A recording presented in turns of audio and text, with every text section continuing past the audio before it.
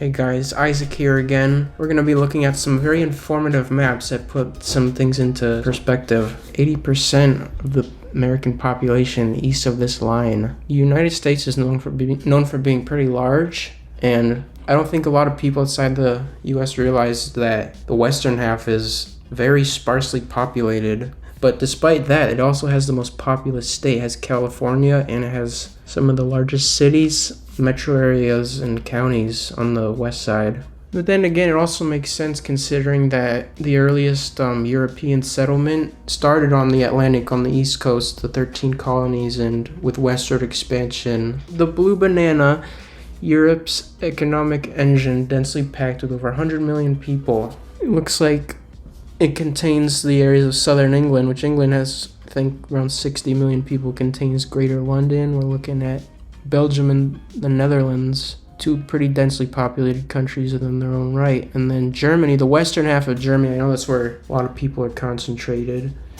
Interestingly enough, it seems like Paris is just outside of this blue banana. And then you got Switzerland, most of Switzerland over there, and northern Italy. And what else? We got Luxembourg and Liechtenstein in there, but I don't think they contribute very much, to be honest.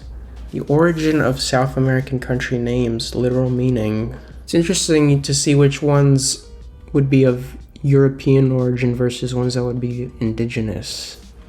So northern South America, you got the former Gran Colombia, you got Ecuador, Colombia, Venezuela. You could tell the origins, like Columbus, Colombia, Venezuela being Little Venice. Guyana is interesting, land of many waters. In Suriname, looks like, at least in this map, we don't know. And then Peru's apparently river. Trees that produce red like ember. That's a cool name. Bolivia for Bolivar. Water from the river, Bird River. Paraguay, Uruguay. I'm guessing the Y suffix means river. Chile, where the land ends. Argentina, silver, argentum. This is a cool one. It shows the areas to scale based on the population. You look at Russia, it's just completely disconnected from so many of the countries that it borders. You look at the little dot above China is Mongolia, super sparsely populated. India and China are just so big on this map. Indonesia is kind of funny looking because Java's just so much larger than the rest of them. It's so thick. And look at Canada. Canada's the flat little line. GDP smaller than Los Angeles, a city of 3-point-something million people, versus just so many other countries of the world. Is insane to think about. More than Indonesia, Bangladesh, Nigeria, Pakistan. Is crazy to think about. Puts into perspective the distribution of wealth around the world, the current state of it. I've seen this one before. This one's always interesting to look at. Red and orange areas of equal populations. US is just another one of those countries where it's very, like, the coastal regions are just so relevant, so heavily populated. Just look at the interior. That's like a massive circle that encompasses so much of the inner United States. But it still contains large populations like Houston, Chicago, I can see in there, centered around New Zealand. I think this one also kind of gives a more accurate continental proportions, because look how small North America is. It's definitely not being distorted by the Mercator projection. And look at Antarctica. It's interesting to see it at this angle. It almost looks like a shrunken version of South America. I've seen this one before. Yeah, that's insane. Some insane perspective with a ethnic linguistic map division of Africa. You see, just look at how between like the Nigeria-Cameroon border area, you can't even read a lot of those. It's so small. And like I think around the Great Lake area, the Lake Victoria, Tanzania, Uganda area is so small, so hard to read, and so insanely diverse there. And even, you'd think with like the Sahara Desert, with like these large, you'd think it would just be like unified by Arabic, right? But looks like even they have their own regional languages, cultures, and dialects there. Yeah, just imagine how it must have been trying to create borders here when there's so many different cultures and languages, especially considering that the modern borders don't really exist with respect to the existing languages and cultures. Smaller population than Long Island, New York. That's most of the US right there. It's insane. You'd fit the population of 3 continents in India. Look at that. Northwestern India, you can fit the entirety of Europe, North America, and the south/eastern India, and then Oceania fits in the entirety of the Northeast. It's crazy. Fun fact, you can also fit all the white people in the world in India. Wow. Population. I guess it's subjective. So I mean, maybe the definition of white. What is it? What counts as white? It's tough to determine, but maybe like you say, like visibly white. I don't know if Drake would count, for example. But even then, like historically, like Polish, Italians, they weren't white for a while. Yes, this is another interesting one. Easternmost point of Brazil, closer to Africa than the westernmost point, near the border of Peru, all the way to near Natal. Oh, this is true size. The second largest continent roughly fit the United States, India, and China.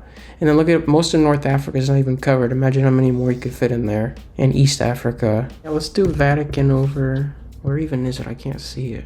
Oh, it's over at the proper spot. A little teeny tiny. Let's try to move it to the north to make it a little larger. Let's put it right over Greenland. Still a little dot. Do you think it's bigger than Central Park? I'm pretty sure it's smaller. There it is. Manhattan, New York County. The most densely populated county in the U.S. Central Park is bigger. Oh, it is. Oh, this one. Population density of Egypt. This one's fun to look at because even though Egypt, on the map, it's pretty square looking. Looks like a big square. But you realize that the overwhelming majority of the population lives along the banks of the Nile River, as well as a visible presence of people living along the northern coast and the Sinai Peninsula. Oh, Germany. Germany's also pretty densely populated. It's pretty evenly distributed. You can see there's definitely heavier concentration on the west side. And then Berlin's just super densely populated. The surrounding area of Eastern Germany, though, is pretty sparse. A lot of this area was part of the Blue Banana, because not only do you have a considerable population there, you have a lot of economic activity. Oh, this one, the Hai-He Tengchong line. This one's probably one of the best ones for like putting things into perspective, because 94% live east of this line is insane. China's such a massive country, and like half of that area is just very sparsely populated. It's well over 1.3 billion people living in this eastern part right here. You got cities like Shanghai, Beijing, Guangdong. No, Guangdong's the province. Guangzhou, Chongqing. And then over in the west, you got Tibet, you got East Turkestan, you got most of Inner Mongolia. Oh yeah, the European control. Europe versus colonized or controlled. Partial influence. Partial control or influence. Sphere of influence, never colonized. You see the Americas, most of Africa and Asia. With the exception here, of course, Korea, Japan, Thailand. And then sphere of influence, Iran, Afghanistan, Nepal, Bhutan, Mongolia. And then you see Liberia is never colonized by Europe, but one could argue it was like indirect, because Liberia was settled by freed slaves, and those freed slaves, they ended up creating a sort of system where they dominated over as a ruling minority over the local natives. All those freed slaves, they had English names, why a lot of Liberian people today have English first and last names. It's crazy. Look at Thailand. It's surrounded by others that were colonized, but they managed to evade it. These are always fun to look at. Weirdest town names. Big Bottom, Boring, Mormon Bar. Not where you'd expect it, but then again it has bar in the name, so maybe. Where are you from? Okay. I like Booger Hole. That's a good one. Smart with 2 T's. Very smart indeed. Where are you from? I'm from Dummer. Eagle tracked over 20 years. It must have to do with the species if it's in this particular area between the Middle East and the Caucasus. I don't know. But it's interesting though. It reaches all the way into Kazakhstan, crosses over into Russia, but then reaches all the way to Sudan and Ethiopia, alternating along the Nile all the way up to the Ural Mountain area. Oh, there's another interesting one here. A slight majority of the population in Africa. You can see the Nile is highlighted along Egypt, coastal parts of Algeria and Tunisia, Tripoli and Benghazi. The Lake Victoria region, Uganda is very densely populated, as are Rwanda and Burundi. I wonder why they left out this portion of southern Nigeria. That whole area is pretty densely populated. You get much of the Côte d'Ivoire and the Gold Coast. Southern DR Congo, KZN, Johannesburg. Comparative climates. Look at that, most of Canada, much of the Midwest is similar to Russia, as is Alaska. And then Scandinavia is the coastal southern Alaska, the upper regions of the Pacific Northwest. There's North America. It's interesting how vastly diverse the climates are. You get like the tundras of Russia to the tropics of Thailand. Much of the East Coast, the mid-Atlantic New England, similar to Japan. And much of the American South is similar to China. It must get pretty warm over there. Humid too. But then it gets real cold in the north too, so. And then I like how just like the Great Lakes areas, Ukraine, Michigan, Chicago, Milwaukee, forest coverage. Oh yeah, this one's always fun to look at the eastern United States, very foresty, especially in New England. 89% in Maine versus 2% in North Dakota. I can proudly say I lived in the second most foresty state, New Hampshire. And then look at this, the Great Plains. They don't call it the Great Plains for nothing. Look at that. Under 10% is crazy. I wonder what it's like living in the 2% part of North Dakota. Divided into 10 sections. This one's my favorite. You can really see where the most densely populated areas are. Certainly not over here, even though we've got some big cities. Then you look over in the east side, you can tell this are like the coastal harbor areas of China here. Maybe a bit of the east side of Java. It's probably primarily China here. This area is where it will be at. And then over here, yeah, more of China right here. There's definitely gonna be a lot of people here. Vietnam. Yeah, most of Java here as well. And then over here, look here. Not so many people now here in this part of China, but you got Bangladesh, Myanmar, and Thailand.